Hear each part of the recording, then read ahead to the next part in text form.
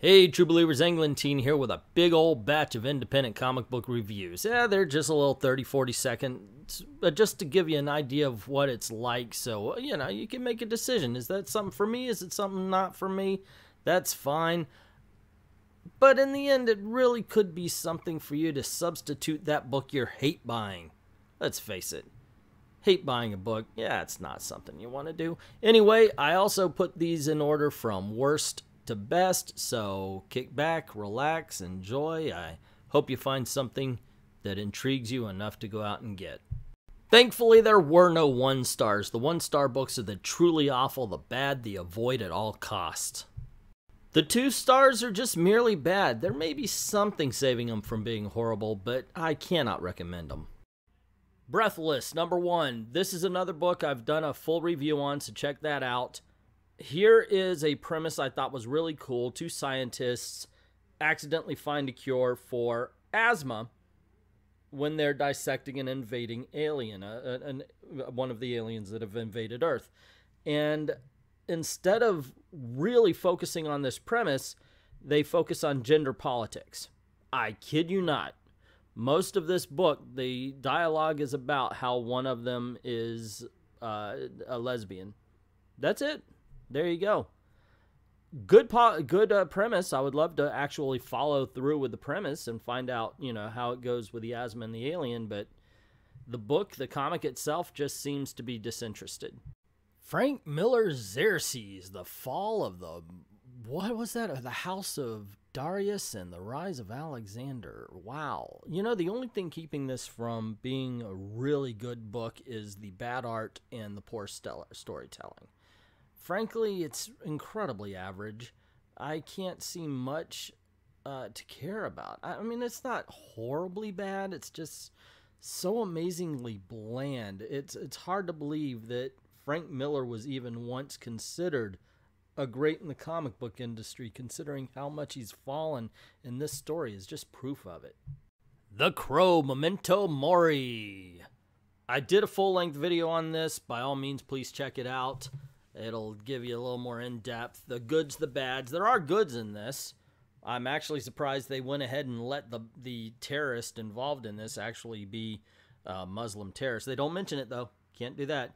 Otherwise, one thing I mentioned is it's very much like that Metal Gear 2 where you think you're going to be playing Snake Plissken and instead you play this blonde kid. Yeah, it doesn't really feel like The Crow, even though there's a crow involved in the resurrection, the whole 9 yards. Not so good, this one.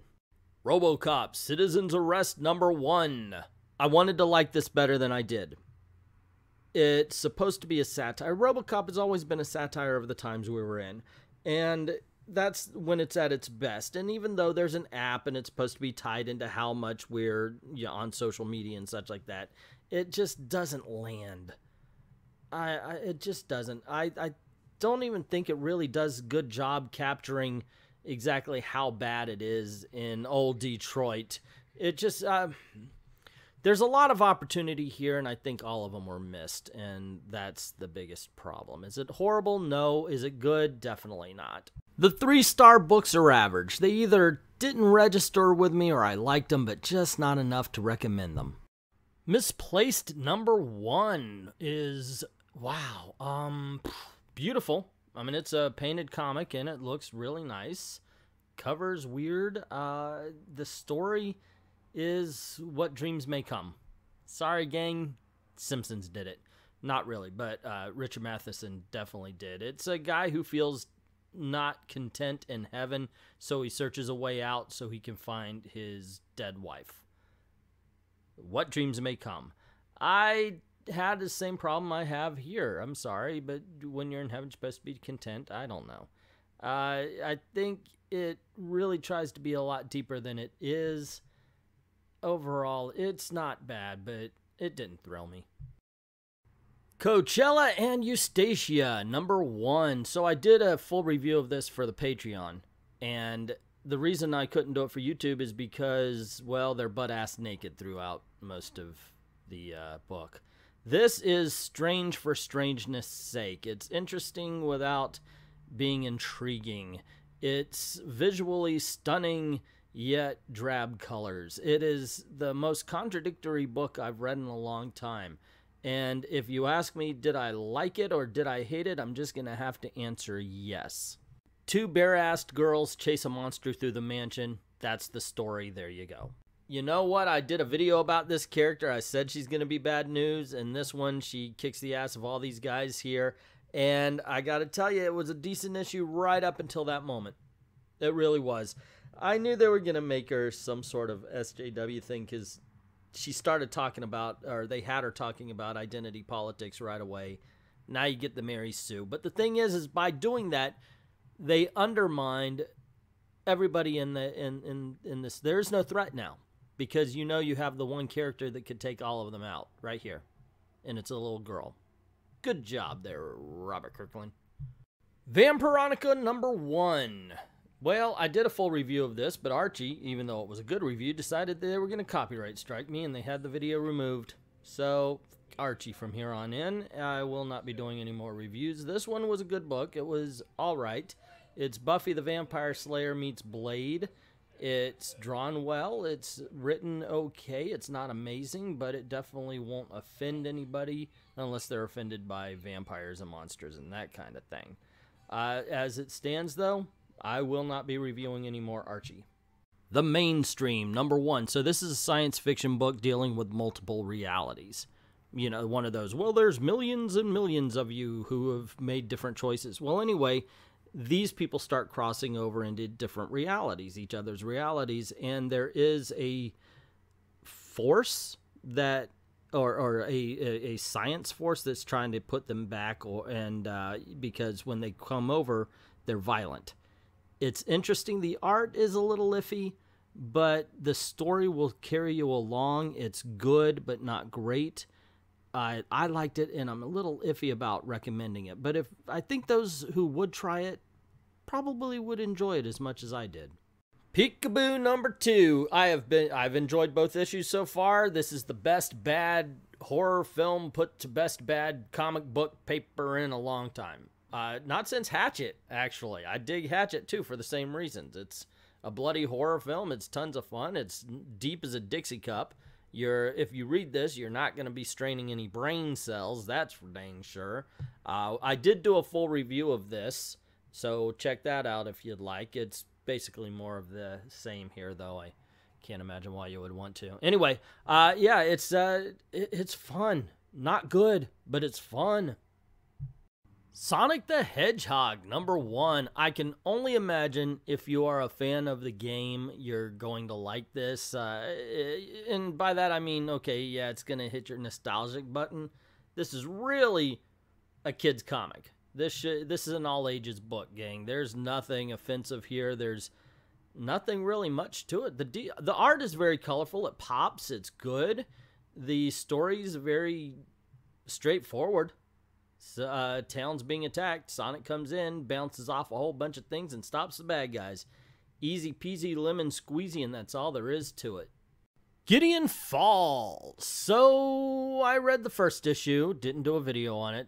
I'm not getting that one here. Anyway, I didn't like it. Yeah, so when I picked up Gideon Falls 2 here, I was thinking, gosh, I'm going to give it another chance, but I'm not so sure about it. And tell you the truth, it is actually pretty good. That being said, I don't know if I can recommend this as a single issue story. I think it really needs to be read in one sitting. There's a lot of information going on here. It's an interesting story, and by all means, if you're not afraid of lengthy dialogue scenes, this will be good for you. But for some reason, I have a feeling this is a better trade paperback. Shadow Man #1. Now, Valiant has a bad habit of making good comic books, and they've done it here again. I'm not really sure what we're supposed to be doing about this. I will say this. While this is entertaining, while it is a good book, I would love to see it be a little bit more atmospheric.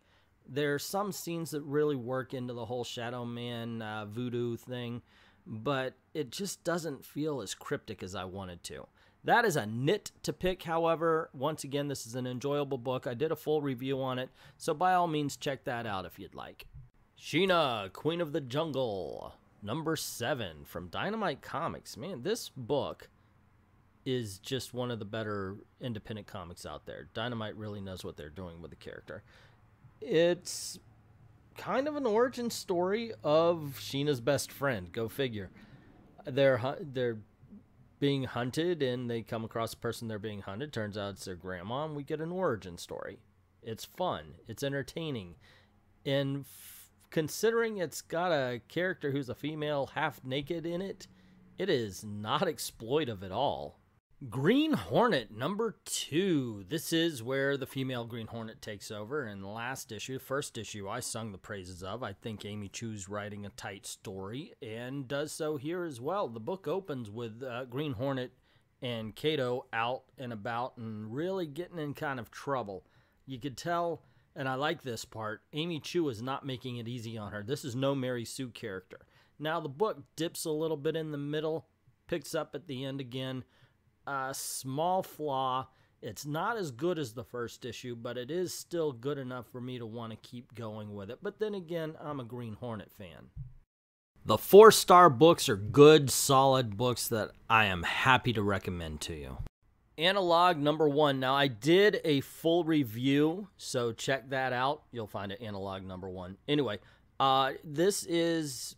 man, you're going to hear noir passed around a lot in this particular string of videos. It's a futuristic, noirish kind of tale. Our hero's sort of a Humphrey Bogart type. You always get the dialogue in his head. It's violent. It's really violent in some places. The book is all about the world building. It works. Definitely pick this one up. The politics, that might throw you a little bit if you aren't on the right side of them, but still, it is a good book. Resident Alien, an alien in New York. So just to get this out there, just like Jason, he does not take Manhattan right away. This takes place in a small town in Washington. I found out this is the 5th book of this series. I am now a fan. Let me tell you something, though. This is all about an alien on Earth who got stuck here and has to deal with life, and that's exactly what it is. So it is very much a talky, get-to-know-the-characters kind of book, and it works. These are a lot of really cool characters that I just want to get to know. If you're into that kind of thing, by all means, pick this up. You will not be disappointed. Elsewhere, number 6. This continues to be a great adventure story. In this case, they're on a ship. It's D.B. Cooper and Amelia Earhart, and she's saying, hey, we have a chance to travel across the ocean, find this place, and go home. And he's like, yo, I don't want to. I want to stick around. And she's like, wait a second. I thought you were kind of an adventurer. What's a better adventure than crossing an ocean? And he agrees. It's about this journey.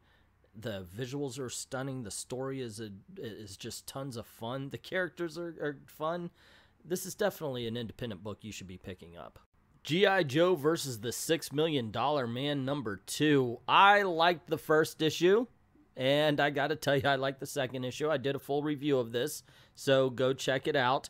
Actually, I forget what I said on that, so maybe I'm remembering it better than what I did. I don't know. I could have 2 different reviews here.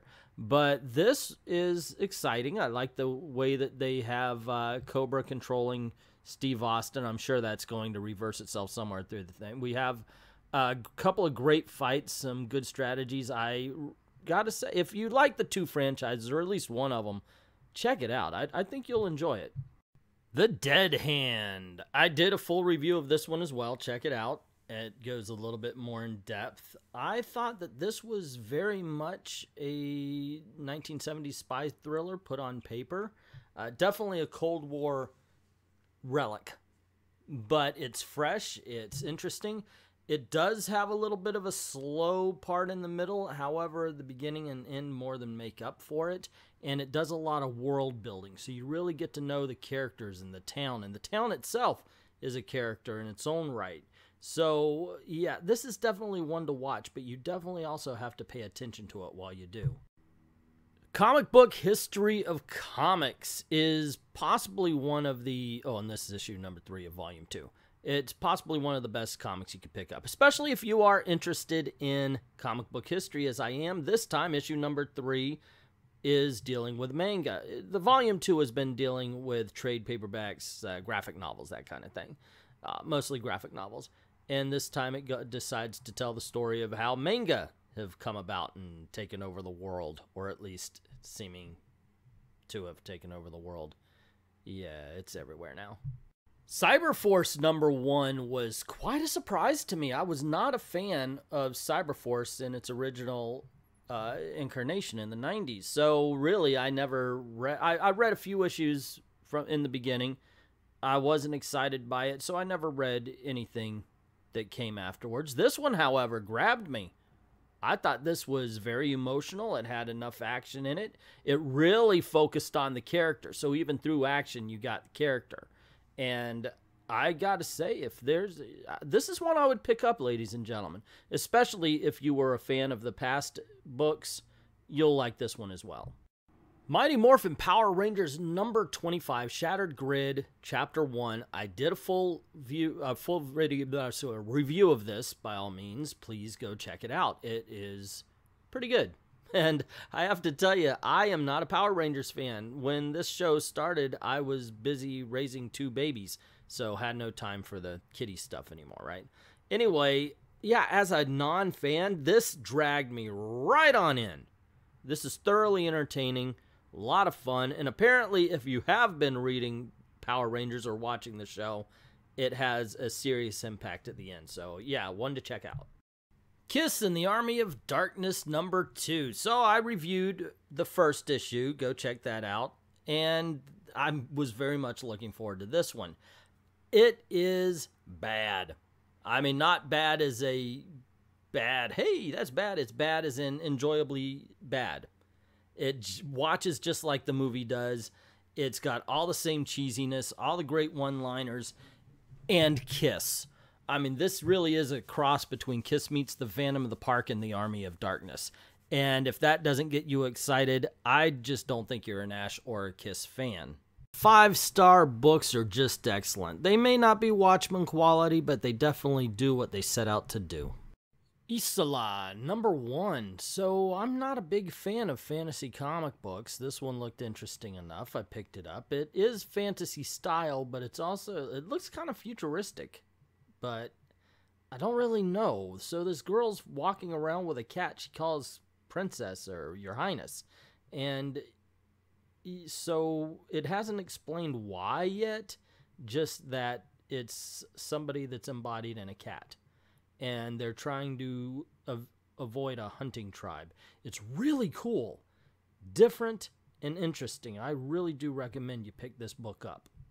Meth the Immortal #1. Another one I did a full review on, and by the way, it got me in the first page. Hi, I'm a pig, and I know what you're thinking, and that's the point. I'm a pig, and I know what you're thinking. And there we find out he is the pig that ate the apple that Adam and Eve had taken a bite out of, and he gained knowledge and long life. I don't know if it says he's immortal. We see him walk through history in a great scene. This is an interesting book that I recommend to anyone. Seriously, you should be picking this one up.